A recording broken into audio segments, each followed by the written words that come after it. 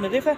هو ده اللون الحلو يا جماعه للمش، هو ده اللون الكويس. المش لو غامق عن كده ما يبقاش حلو، ولو فاتح عن كده برضه.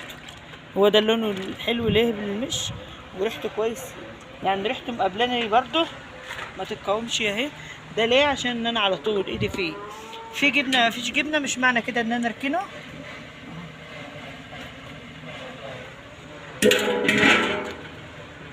انا هشطف الغطا بقى علشان يرجع على مشي كده، وارجع ايه اقفل البرطمان بتاعي. ما يكون انا شطفت الغطا بتاعنا هون، وغطى عليه وكده هركنه.